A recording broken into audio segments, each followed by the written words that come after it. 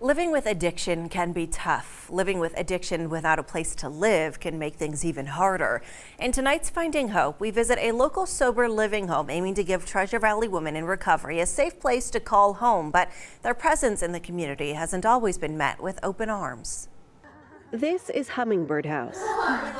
It's a sober living home in a West Boise subdivision housing 10 local women in recovery from drug or alcohol addiction. I want you to be self-sufficient. Owner Ashley Kinsella says a big part of her why in life is helping other women reach recovery like she has. I chose to be here because it's a family-oriented community, and I wanted these women to be submersed around family and to feel like they could achieve that someday. That just because their lives brushed with drugs and alcohol does not mean that they can't, succeed and be something. I love being sober, but I'm at high risk, and so ultimately all I need is a safe place and I can be sober, and I've gotten those two things. The women have a curfew, chores are breathalyzed most days, and randomly drug tested a few times a week. Kinsella says they have a zero tolerance policy for anyone who breaks house rules, monitored by the live-in house manager and assistant manager Skyla Child. Honestly, it's been a saving grace for me, and I've always tried to live alone, and it ended up in relapse, and it ended up in just feeling those feelings of loneliness. And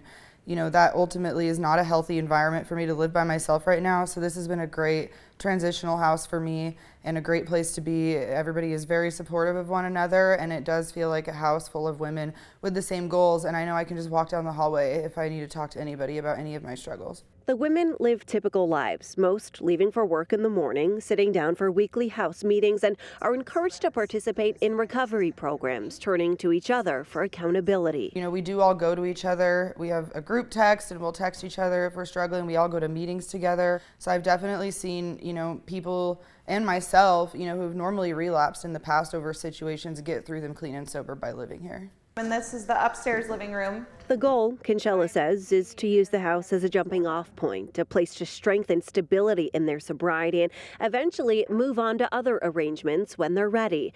Although immediate neighbors have recently come around to welcome the women, their presence was initially met with pushback. They started harassing me and telling me how much they disapprove of this. Some, Kinsella says, going as far as offering to buy them out of the home to move somewhere else. She points out a difference between the Hummingbird House and others in the subdivision. This home's being tested, and this home is sober. Yet after meeting with the neighbors last fall, things got heated, eventually involving lawyers. They wanted the group home out.